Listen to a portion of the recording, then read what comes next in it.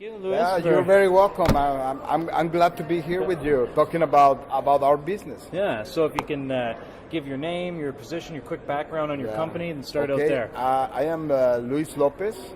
I come from Mexico, and I'm the vice president of Bella Green. Bella Green is a new group of companies dedicated to the cannabis industry. Wow. And what is, if you can fill me in, what is the state of cannabis in Mexico today? Where are we at? Okay, in Mexico we have a law approved by the Congress in Mexico, but the federal authority hasn't yet published the rules of this law. So it means that we are like in a gray area because cannabis for medical use is legal according to the law. Yeah. But we cannot do much because we don't have the rules of the game, of the law. So we expect that things are going to move very fast. So when did this legislation happen? Just recently? Last February. Last February. Yeah, last February. So, and the authority, the federal authority, had 180 days to publish these rules. Oh, they're late. Yeah, they're late. They're late, and that means that legally, if they don't do that, we can import and we can do a lot of things because there are no rules. Yeah, so they need to but address that. But we want to be cautious, and we don't want to violate our regulations. Yeah, no, absolutely. So are there any medical patients yet in Mexico? Like, are there prescriptions happening to patients, or is that still coming? It's very limited. Yeah. Let's say that for epilepsy and for Parkinson, they are doing some stuff. Okay, yeah. But the big potential, we haven't even touched the surface of what we can do. Yeah, wow. So we are looking forward for clear rules from the authority to start working in Mexico. But I think it's just around the corner. So what is the plans with your company? What are where are you right now? Where are you going? What's the mission? We are a group integrated vertically for many different companies with different expertise. Yeah. Like, for example, we have two big farming companies. We have companies that they distribute pharmaceuticals to many small pharmacies in the entire country. We have more than 10,000 selling points. We have 6,000 doctors. Wow. We have 4 big laboratories where we do research, but also we manufacture our own medicine. Yeah. Some of the partners, they have labs in the US, Canada, Denmark, Argentina, UK. Wow. Yes. So you're essentially, while you're waiting for the Mexican rules, regulations to come out. And I forgot, we also have an investment fund with a very clear mandate to work on the cannabis industry. Yeah. So we have all the pieces of the puzzle. What we really lack right now is expertise and know-how. Yeah. On the medical. In the medical use of cannabis. So you've got the infrastructure. Yes. The infrastructure is there. You've got the distribution. You've got the cultivators lined up and everything. Ready to move forward. But you need regulations, and you're putting together. Obviously, I think this is why we're meeting here at a medical cannabis conference. Yes. So you're just making those decisions on the direction of your cultivation and what cannabis strains are going to help what within your company. I would assume. This is very interesting because we know that depends on the disease that we want to treat is the strain that we have to work on. Mm-hmm. Okay? Yeah. So right now, all the research that is available is not very clear yet about which strains will be priority for us to work with. But I can say, for example, that we want to address diabetes problems, cancer with pain. There are patients that are suffering very much in Mexico because cancer, and we know that cannabis is a very effective pain reliever, especially with those patients that they are using morphine, but they already created a resistance for morphine, and morphine doesn't stop the pain. We know cannabis is a very, very good alternative. or it can combine with morphine. Yeah. Also arthritis and Parkinson and epilepsy. Those are the main diseases that we would like to focus for the moment. So that will also mark which strains we're going to work with at the beginning. So, but let me tell you something. In Mexico, there are strains that you can never imagine. Really? Yes. Really? Well, I mean, you know, marijuana, right? I mean, we're going to surprise the world. Well, it would be a big contribution from Mexico because we could deliver some strains that we are sure that nobody is working with them right now. You know? Yeah. So there's going to be. I mean, this is one of the amazing things that everybody is I believe really starting to learn about cannabis is that, you know, and I believe you because I'm sure that within Mexico, you're right. There's these strains that the rest of the world doesn't have, you know, because of the breeders that you have had down there for decades, you know, making their more than decades. More than decades. Yeah. Well, yeah, you're right. You're right. Way more than. So what is? Let's talk about that for a minute. Yeah. So what is marijuana in Mexico? What is it in daily life? What does it mean to the country? You know, what is it? It's important to consider that cannabis prohibition is a new thing in our culture, because in the 1700s, in the 1800s, and the beginning of the 19th century and the 20th century, people used marijuana and cannabis for many of the illness that they had on that time. It's a very ancient knowledge. People were making oils and were making, especially for example for arthritis and rheuma, and to treat certain kind of joint pain and stuff like that. So it's a very ancient knowledge that has been around there. So when marijuana was prohibited by the law in Mexico, a lot of people just were surprised on that time, and they say, what's going on? Yeah. But to say the truth, the illegal farming of cannabis did not stop with that. Yeah. Just kept going. Yeah, just kept going. So it's so part of the culture, right? Illegally. So, so it would be a great thing for our country if we can start legalizing all these farmers that are now illegally producing cannabis products, and they will start to pay taxes. Yeah. And hopefully they will be out of the business of the cartels of Mexico. So I think it's a win-win situation for the Mexican society, for the government, for regulators, for the patients that are suffering right now and they don't have these options available on the market. So it would be a win-win situation everywhere. Absolutely. And we are very motivated because of that. So we're going to make a good business because it's a good business everywhere in the world.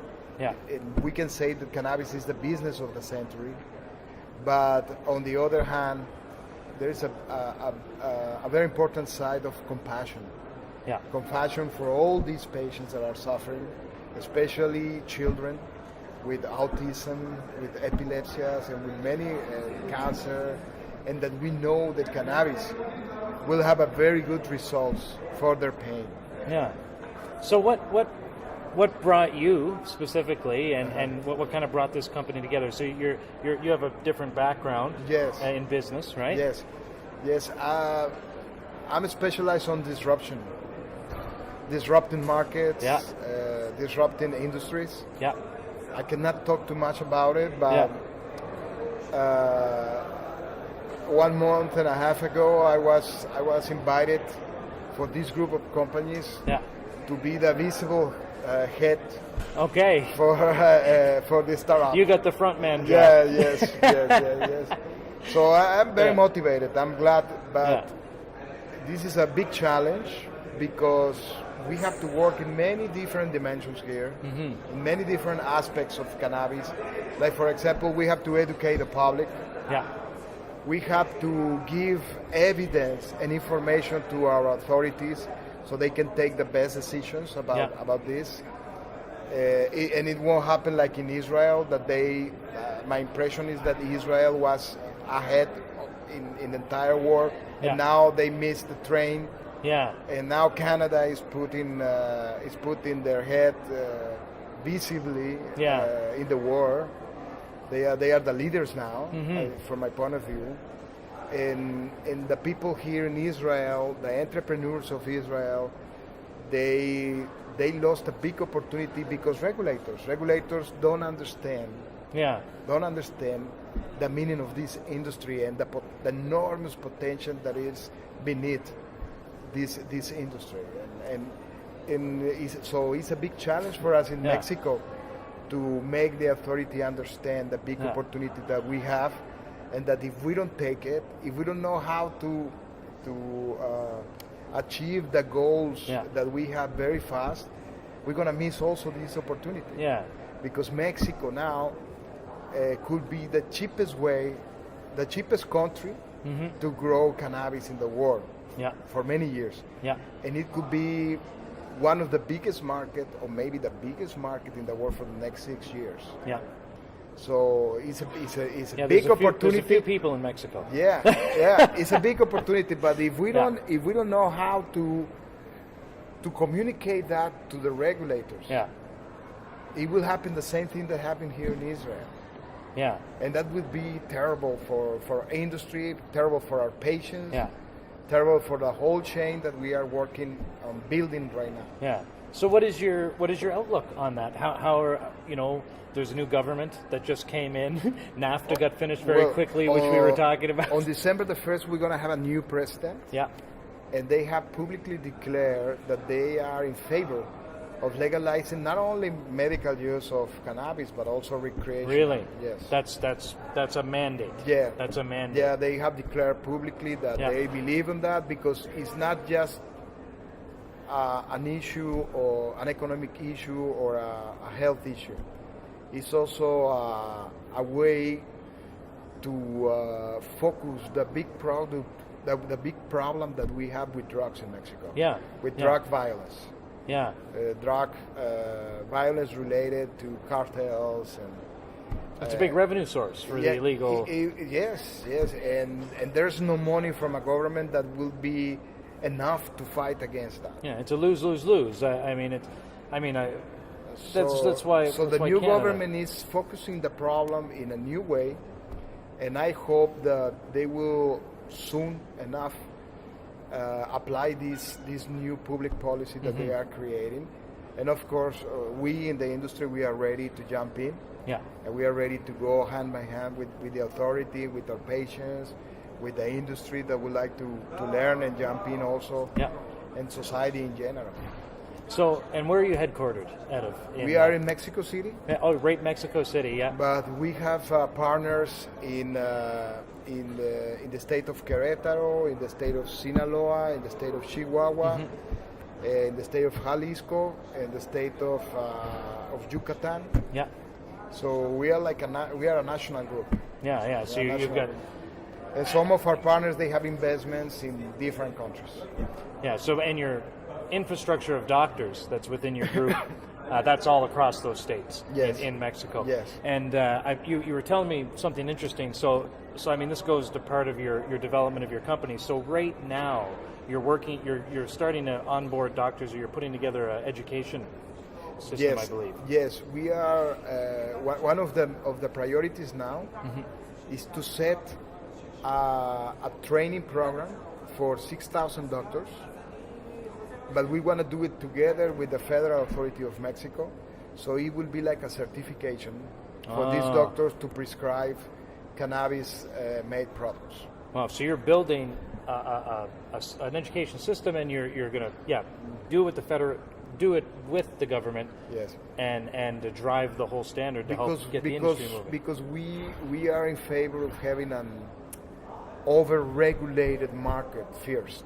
Yeah, absolutely. And then we're gonna try which things are not helping to develop the industry and the health system related to cannabis. But we prefer to be over-regulated, start over-regulated, And so education is a very important part of it, Yeah. and training and certification of the doctors that will prescribe these kind of medicines.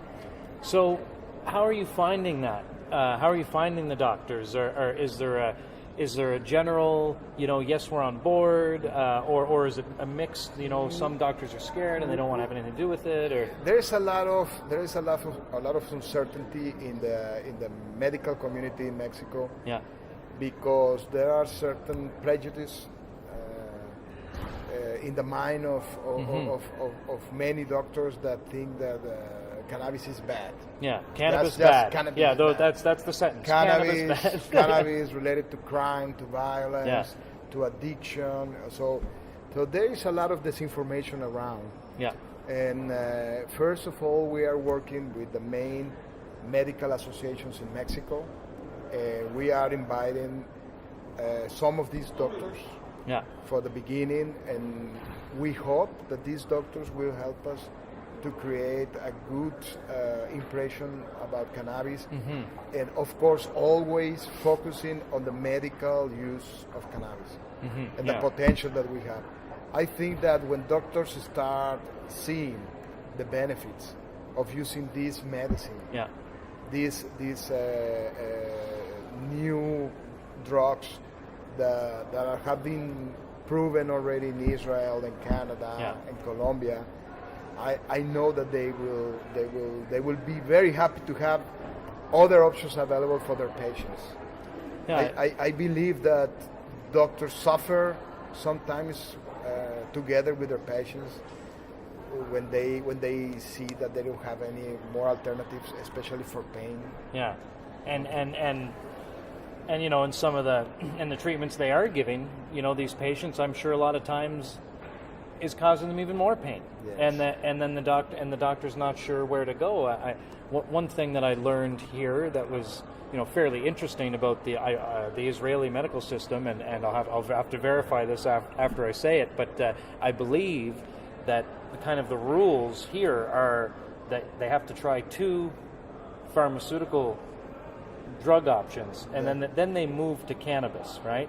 Well, that patient might have to deal with those negative side effects, Yes. whatever they are. For, Yes. if there are some from these other prescription drugs, Yes. versus the least harmful one they could try first. Especially in the geriatric population. Yeah, They are, in our countries, they are over-medicated. for sure. They take 9, Yeah. 12, 15 pills a day. Yeah. That's crazy. Yeah, whoever invented those, those Monday to Friday pill kits, Yeah. they're making a fortune in North America. Yes. They just make the plastic pill kits. yes. Monday, Tuesday, Wednesday. To organize the taking of all these Yeah. pills, Yeah. it's crazy because some pills will lead you to take another pill for the side effects, Yeah. and then another pill for the side effects of the last pill. Yeah, and then this pill won't make you eat, and then you need to take this. Crazy. Yeah. So our geriatric population is suffering from that. Yeah. And I've seen scientific evidence here in this conference Yeah. that say that we can take most of these medication out with cannabis products. With cannabis. Yes. It's And it's going to be a massive. I've seen an experience they have certified by the Israeli authority with 152 old people over 80 years old, Yeah. and the results were great. I mean, they stopped almost all the pills Wow. when they start taking CBD-related medication and some Yeah. THC also. Yeah. And the results were wonderful. And I think that if we continue in that direction, we're going to improve the life of all this population that is over 80 years old. Yeah, I completely agree with you on that, and this is the age group that needs it the most, Yes. but are also the most skeptical, I would suppose, and they've spent the longest period of time in the prohibition era. So whereas somebody who's 60 versus 80, well, that person has known it's been illegal for 20 more years, so it's an even harder. They cannot be waiting just for the regulators to take decisions. They need to try it now. And the most interesting thing is that we have very, very contradictory situations here. For example, for this trial, the authority asked them, "Are you creating addiction? Because if you are creating addiction to these people over 80 years old, we will stop the trials." I say, "Come on." Yeah. You worry if this is if we are going to create an addiction on people over 80 that maybe they're going to live only for 10 more years. Yeah, we're trying to extend their life. And, You're trying you want to stop the medicine for these people that we are having wonderful results. Yeah. I mean, but you'll give them morphine on the next day, or whatever the. Can you imagine the life of a people over 80 living over morphine? I mean, it's horrible. Yeah, rheumatoid arthritis, Alzheimer's, all those things. Yeah. Fibromyalgia, you name it. Yeah. So what is, and I like to I like to always kind of end my interviews with this question, which I think is really important. What is cannabis to you? What does it mean to you? Do you have a life experience with it, or is it, what does it mean to you? I see cannabis as a plant of my ancestors, as a part of my culture, as a plant that has been denied the right to help people. Yeah. It's a plant that is waiting for us to use it for many different purposes. Yeah. It could be industrial purposes. It could be medical purposes. It can be, you name it. I mean, you can make even straws that are straws, and you will not use plastic straws anymore that are harming our environment. Or we can substitute bricks, for example, with hemp. Yeah. With handmade hempcrete blocks, houses, whatever. Yeah. I know the limit is the sky. I've got a friend who makes hempcrete houses. Yes, actually, yes, little tiny homes, right? Yes, and you can substitute a lot of plastic products with hemp. Yeah. And the thing is that it's a plant that we are not going to say that it's a miracle, but we're going to say that has some aspects for us, the Mexicans, that make us think that it's sacred. Yeah, that's very so it's very powerful. So it's part of our culture. We have. I remember being a young boy, 5-6 years old, and my grandmother making oils in the kitchen. Wow. For her arthritis, for treating her. I mean, it's part of life. It's a very ancestral knowledge that is there, and it's crazy because we haven't been using it for the people that are suffering and that they have no alternatives with normal allopath medicine. Huh. And maybe if the plant could speak, it will say, "Why? I'm here. I'm here. I'm here to help you. Why you don't want this help? Why did you abandon me?" I mean, Indians. Ganja. I just learned the other day that ganja is an Indian word, right? Yeah. And let me tell you, it's a beautiful story about Shiva in India. That in Mount Mandara, Shiva received 5 sacred plants for the sake of human beings, and one of them was cannabis. Wow, I did not know that. We are talking about 20,000 years ago. Yeah. Well, that's been a while. I mean, we can't be too mad at ourselves, right? I mean, if we went 20,000 years and we only made it illegal for 100, I mean, that's pretty good. That's and Aztecs, Mayans, and all pre-Hispanic cultures and Native Americans use cannabis for different diseases. But we all used it. Most of the cultures used it. I don't know if the Irish and the Scottish used it.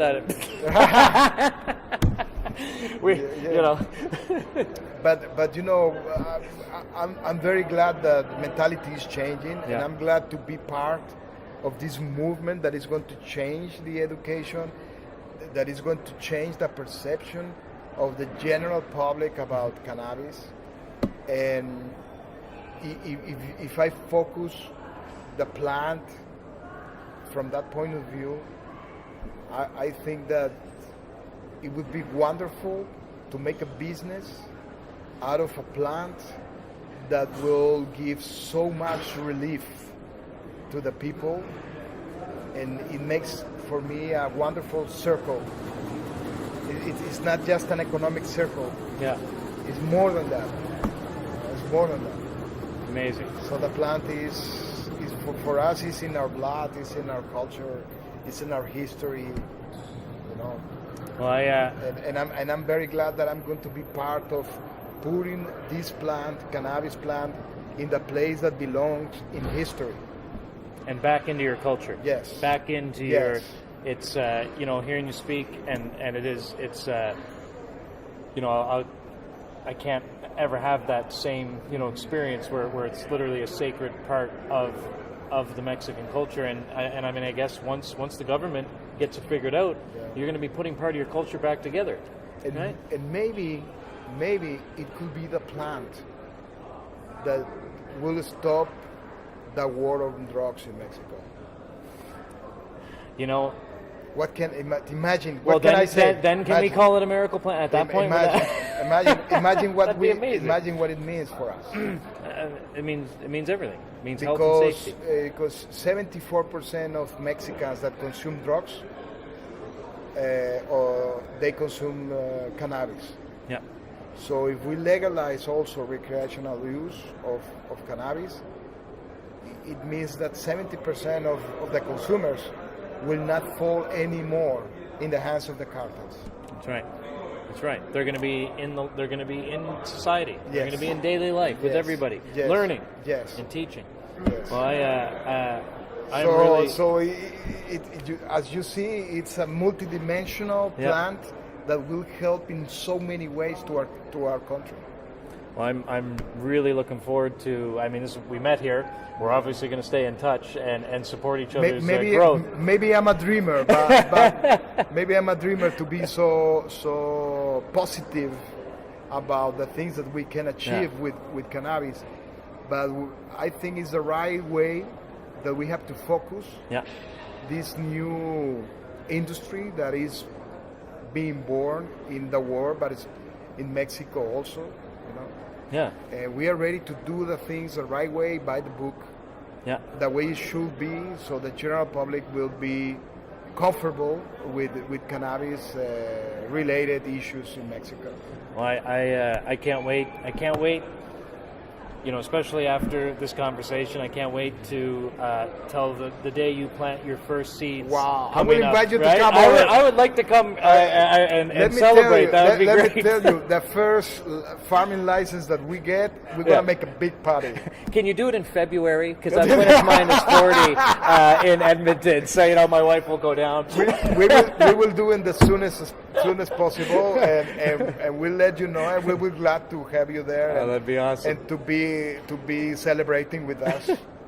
Big celebration. I'm looking forward to it. Thank you so much. Nice talking to you. Nice talking to you as well.